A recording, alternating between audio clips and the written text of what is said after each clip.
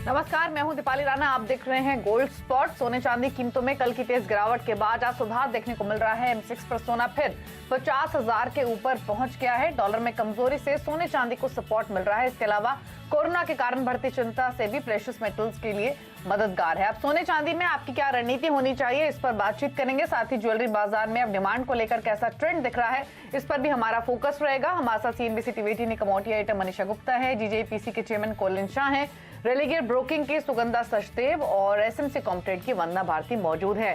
सभी मेहमानों का स्वागत है इस शो में। और गोल्ड प्राइसेस 50,000 के नजदीक वापस आकर ट्रेड कर रहे हैं। और अभी भी जो क्यूज हैं, एक तरफ वैक्सीन आने की खबरें हैं, दूसरी तरफ कोरोना के बढ़ते केसेस हैं। तो ये तमाम ऐसी खबरें हैं जो कि सोने को 50,000 के लेवल्स के आसपास टिकाए हुए हैं। लेकिन फेस्टिव सेल्स तो काफी बेहतर रही हैं। अब आगे का आउटलुक क्या दिख रहा है, इस पर करते हैं फोकस।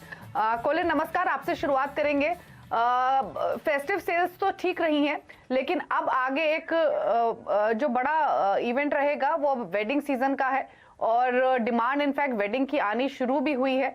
तो इंपॉर्टेंट रहेगा कि आगे क्या आउटलुक बन रहा है अभी की बुकिंग्स को देखते हुए, इंक्वायरीज को देखते हुए। लेकिन उससे पहले प्राइसेस पर एक आउटलुक ले लेते हैं। सुगंधा सचदेव भी हमारे साथ मौजूद है। सुगंधा, अभी तक का जो न्यूज फ्लो बना है, जो अभी खबरें आ रही हैं, उसके हिसाब से क्या आपको लगता है कि गोल्ड रेंज बाउंड ही रहेगा? अगर हाँ, तो क्या रेंज आप देख रही हैं, क्या स्ट्रैटेजी है?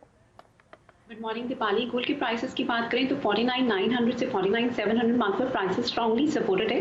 अभी मुझे लगता है near term outlook slightly positive रहेगा, बिकॉज US और यूरोप में जो कोरोना वायरस के केसेस बढ़ रहे हैं, उसकी वजह से इकोनॉमिक रिकवरी को लेकर काफ़ी हद तक वापस से कंसर्न्स आ गए हैं मार्केट में। इवन तो वैक्सीन रिलेटेड जो ऑप्टिमिज्म आई है मार्केट में, काफ़ी इफेक्टिव वैक्सीन डेवलपमेंट हो रही है इन द पाइपलाइन, सो उसकी वजह से प्राइसेस हाई लेवल पे कैप्ड हैं। But yes, I feel there is a good buying opportunity at current levels also, at levels of around 50,080। Intraday perspective से बाइंग करके चल सकते हैं। स्टॉप्स रहेंगे 49,900, हाई साइड पे इनिशियल टारगेट्स रहेंगे 50,350 और लेवल्स।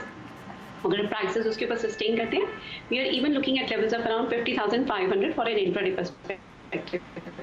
However, having said, अगर मैं ओवरऑल आउटलुक की बात करूं तो मुझे लगता है अभी यस आउटलुक स्लाइटली साइडवेज हो गया है। 1850 मार्क पर इंटरनेशनल मार्केट्स में एक स्ट्रॉन्ग सपोर्ट इमर्ज हो रहा है। बट अगर ये लेवल ब्रेक हो जाता है, in that scenario we are even looking at levels of around 1800 an ounce in near term. So उस केस में लॉन्ग टर्म पर्सपेक्टिव से वापस से डेफिनेटली 1800 के लेवल पर पोजीशंस बिल्ड की जा सकती हैं। But yes, in that scenario near term outlook slightly weak हो जाएगा। So as long as 49,700 mark is holding, intraday और नियर टर्म के लिए बाइंग करके चल सकते हैं।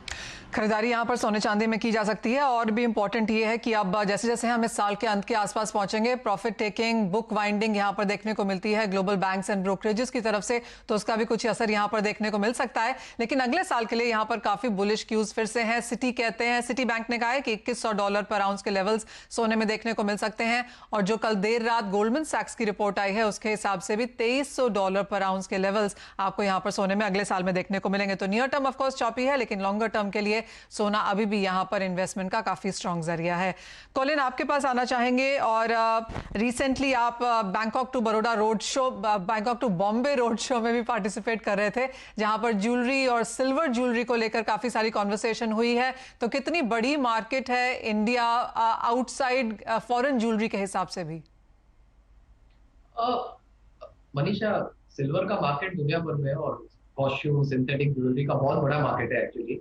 और इंडिया का शेयर वाइल इट्स ग्रोइंग अभी भी इतना बड़ा नहीं है। भी हमारा एक्सपोर्ट $1 बिलियन के नीचे एक 800-900 मिलियन डॉलर पे स्टेबलाइज हो गया है। सो ग्रोथ हुआ है लास्ट 2-3 साल में, मगर still lot of scope of growth.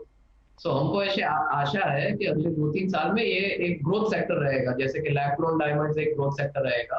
Silver और कॉस्ट्यूम ज्वेलरी भी बहुत एक बड़ा ग्रोथ सेक्टर रहेगा हमारे 2-3 साल के लिए। सो शो तो बहुत बढ़िया रहा।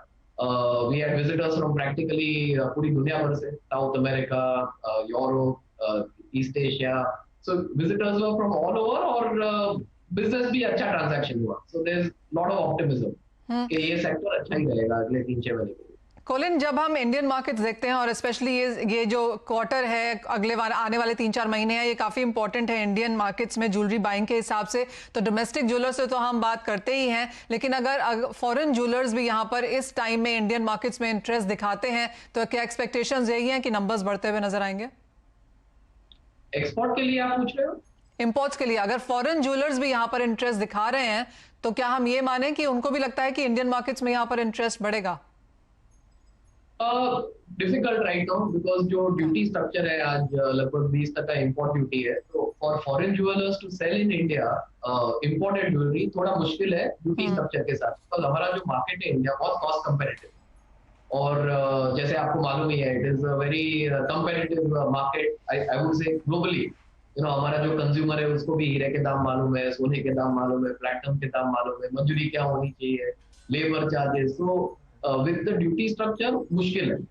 अगर फॉरेन ज्वेलर्स को इंडिया में बेचना है तो उनको मैन्युफैक्चरिंग भी इंडिया में करना पड़ेगा बेचने के लिए, जो पॉसिबल है वो, और अच्छा भी शायद रहेगा इंडियन इकोसिस्टम के लिए, क्योंकि if we have some foreign brands manufacturing and selling in India तो वो अच्छा भी है, बट इंपोर्टेड मुश्किल है।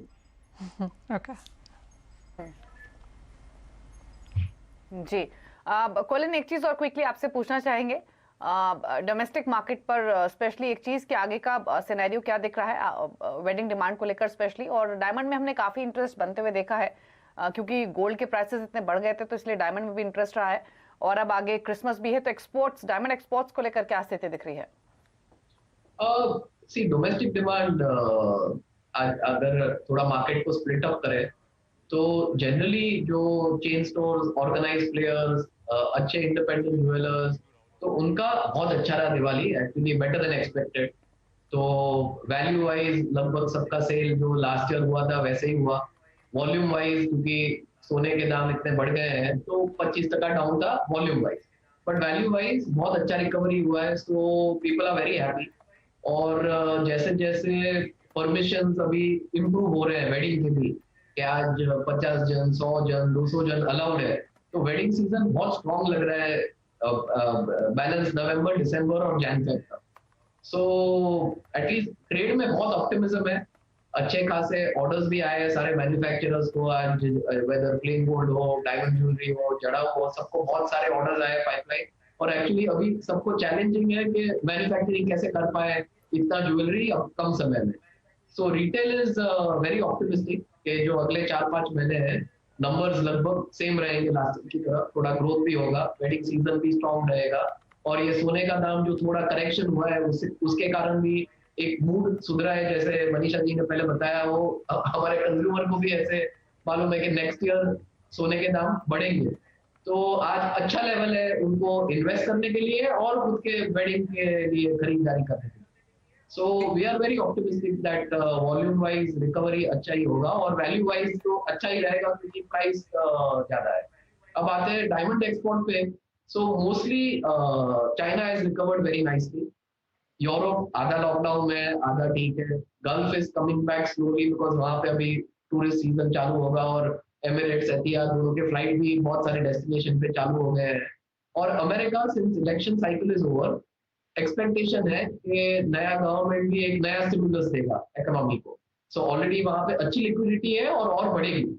अब ये दोनों सिनारियो अगर हुए तो James and jewellery sector will get its share जैसे मिलता रहा है, और अगले 4-5 महीने जो वॉल्यूम ड्रॉप हुआ था पहले 4-5 महीने ये फाइनेंशियल ईयर के, वो अच्छा खासा रिकवर हो जाएगा, बट स्टिल वी गेस्टिमेट के at the end of the year will be 20-25% lower than last year, but that will be very good if we compare with all the lockdowns जो हुए हैं पूरे दुनिया भर में। बट ये वैक्सीन की अच्छी पॉजिटिव न्यूज है, 2 कंपनियां आ गई है, सो अमेरिका में सेंटिमेंट बहुत उससे ही इंप्रूव हो गया है कि वैक्सीन आ गया है, एंड नया गवर्नमेंट स्टिमुलस देगा, तो हमारा जो लार्जेस्ट मार्केट है वहां तो अच्छा ही रहना चाहिए, और China is recovered very nicely. US की तरफ से मांग यहाँ पर जी जी कॉलिन, जैसे आपने कहा, आपने सारे एक्चुअली जो इंपॉर्टेंट बज़वर्ड्स हैं वो सिर्फ टिक कर दिए हैं अपनी कॉन्वर्सेशन में यहाँ पर, कि लिक्विडिटी बेहतर है, स्टिमुलस अच्छा है, सेंटिमेंट अच्छा है, प्राइसेस भी गिरे हैं तो खरीदारों के लिए वो बेहतर है, और जैसे आपने कहा जो आपकी इंपॉर्टेंट मार्केट्स हैं जैसे यूएस एंड चाइना, वहां पर भी पॉजिटिविटी है। एंड एक्चुअली वैक्सीन का आना सोने के प्राइसेस के लिए गिरावट की चीज हो सकता है, लेकिन सोने की खरीदारी के लिए नहीं, क्योंकि अब बाहर लोग जाकर लोग ज्वेलरी खरीदेंगे, तो as an overall sector industry वो काफी ऑफकोर्स वहां पर पॉजिटिव है। वंदना, आपसे जानना चाहेंगे, सोने की हमने तो यहाँ पर बात करी है, चांदी में भी यहाँ पर गिरावट देखने को मिली है, कल देर रात 2% की तक की गिरावट देखने को मिली थी। इस साल का जो हाई है जो ऑलमोस्ट $30 पर आउंस है, उसके बाद ये जो $25 तक के लेवल्स हैं, यहाँ पर आप क्या करने की सलाह देंगी? मनीषा, मुझे लग रहा है कि चांदी जो है ये ज़्यादा चॉपी है एज़ कम्पेयर टू गोल्ड, तो मुझे लग रहा है कि $24 तक एक काफ़ी बढ़िया सपोर्ट है। अगर जब तक उसको ब्रीच नहीं करती है तब तक ये कमोडिटी थोड़ा अपसाइड रह सकती है। एक रेंज हम कह सकते हैं कि $24 से $28 तक का हम यहाँ पे देख सकते हैं चांदी में। और अपसाइड में मुझे लग रहा है, अगर घरेलू बाजार की बात करूँ तो मुझे लग रहा है कि एक बार 64,000 तक को ये टारगेट कर सकती है कमोडिटी। जो बेस्ट बाइंग जोन रहेगा वो कह सकते हैं 60,000 से लेके 59,000 के बीच में एक बार बाइंग जो है वो वहाँ पे एग्रेसिवली यहाँ पे आ सकती है। अपसाइड 63,000 से 64,000 रह सकता है। तो मोर ओवर बेस मेटल्स में भी एक अपसाइड है, और गोल्ड जिस तरीके से अभी डाउनसाइड देख रहा है वहाँ पे ETF बाइंग तो नहीं लग रही है, क्योंकि ETF में काफ़ी एम्बिग्यूटी आ रही है वहाँ के बाइंग में, एक डलनेस है। लेकिन यहाँ पे फिजिकल बाइंग जो है, चाहे वो चाइना हो या इंडिया हो, यहाँ पे काफ़ी इंप्रूवमेंट देखने को मिल रही है। तो मेरे ख्याल से ये चीज़ें पुश करेंगी, और सिल्वर ETF में भी मुझे लग रहा है कि खरीदारी जो है वो थोड़ा सा एग्रेसिव हो सकता है। जी, तो ये सिल्वर पर आपको व्यू मिला है, और गोल्ड पर तो आपने डिस्कशन सुना ही। लेकिन अब गोल्ड सिल्वर से आगे बढ़ते हुए, कॉलिन जी शुक्रिया आपका, इस शो में आए आप और अपने व्यूज अपने दिए। लेकिन गोल्ड स्पॉट से आगे बढ़ते हुए अब क्रूड और बेस मेटल्स पर फोकस करेंगे, क्योंकि कल की गिरावट के बाद कच्चे तेल में घरेलू बाजार में स्पेशली थोड़ी रिकवरी देखने को मिल रही है। बेस मेटल्स जो कल थोड़े हल्के हुए थे, आज वापस मोमेंटम तेज है। दरअसल चाइना से डिमांड तो अभी भी इंटैक्ट है, और डॉलर में जो कमजोरी बनी है उससे भी एक सपोर्ट बना है। सुगंधा, क्या व्यू रहेगा आपका क्रूड पर, और साथ ही बेस मेटल से कोई पिक करना हो तो क्या स्ट्रैटेजी है? दीपाली, अगर क्रूड ऑयल के प्राइसेस की बात करें तो it's a third consecutive week जहां हमने क्रूड ऑयल के प्राइसेस में काफ़ी हद तक राइज आते हुए देखा है।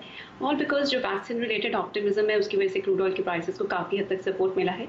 इसके साथ साथ ये भी डिस्कशंस चल रही हैं कि ओपेक अपना जो प्लान इंक्रीज इन आउटपुट था, which is about to start from January 2021, about 2 million barrels per day, उसको डिले कर सकता है for a period of around 3 months। इसकी वजह से भी मार्केट को काफ़ी हद तक सपोर्ट मिला है। बट अभी जो यूएस और यूरोप में फर्दर लॉकडाउन रिस्ट्रिक्शंस हो रही हैं उसकी वजह से डिमांड काफ़ी हद तक कैप्ड है। और अगर हम की लेवल्स की तरफ भी नजर करते हैं तो I feel there is a strong resistance emerging at levels of around 3150। So जब तक ये लेवल ब्रेक नहीं हो जाता, I am not further expecting gains in crude oil prices. So आज के सेशन में मैं सेलिंग की एडवाइस दूंगी in crude oil at levels of around 3120। Stops रहेंगे 3165 ऑन द हायर साइड, और डाउन साइड में टारगेट कर सकते हैं 3050 और levels. Having said, overall outlook अभी भी क्रूड ऑयल के लिए पॉजिटिव रहेगा। In case we see a breakout above 3150 to 3160 और levels, we are expecting levels of around 3260 on the higher side. और सुगंधा, मेटल्स में आप क्या वॉच करेंगे, क्योंकि यहाँ पर आज बढ़त के साथ कारोबार है। कॉपर, एल्यूमिनियम, जिंक, निकल सब में हल्की सी तेजी है। मनीषा, अगर बेस मेटल्स की बात करें तो आज काफ़ी पॉजिटिव आउटलुक नजर आ रहा है। कॉपर के प्राइसेस से 539 मार्क पर बहुत स्ट्रॉन्ग सपोर्ट लिया है। सो कॉपर में मेरी बाइंग की एडवाइस रहेगी on small dips at levels of around 544.50। Stops रहेंगे 541, एंड हायर साइड में टारगेट कर सकते हैं 550 से 551 लेवल्स। अगर 551 के ऊपर एक ब्रेकआउट देखने को मिलता है, in that scenario we are even looking at levels of around 556 to 557 on the high side. इसके साथ साथ जिंक भी मेरी टॉप पिक रहेगी। जिंक के प्राइसेस की बात करें तो साउथ अफ्रीका में एक माइन में शटडाउन की वजह से प्राइसेस को काफ़ी हद तक सपोर्ट मिला है। It's a tight supply scenario जो जिंक के प्राइसेस को काफ़ी हद तक अपवर्ड साइड पे फ्यूल कर रहा है। सो जिंक में भी अगर कुछ टिप्स मिलते हैं towards level of around 221.50, long positions की एडवाइस रहेगी। स्टॉप्स रहेंगे 220, हाई साइड में टारगेट कर सकते हैं 224.50 और लेवल्स। हैविंग सेड, अगर ओवरऑल आउटलुक की भी बात करें तो 216 मार्क पर जिंक के प्राइसेस अभी मुझे लगता है नियर टर्म में सपोर्टेड रहेंगे। So even if we see some dips in prices for a longer term perspective also, so zinc में डिप्स पे बाइंग करके चल सकते हैं at levels of around 220 to 221। Positional perspective से स्टॉप्स रहेंगे 216, एंड हाई साइड पे we are even looking at levels of around 229 to 230 as well. खरीदारी की राय यहाँ पर सभी मेटल्स में। सुगंधा, बहुत शुक्रिया वो सभी कमोडिटीज पर स्ट्रैटेजीज देने के लिए। इसी के साथ रुकेंगे एक ब्रेक के लिए। जब लौटेंगे तो बात करेंगे हॉट कमोडिटीज की, और ध्यान देंगे एग्रीकल्चर स्पेस पर भी।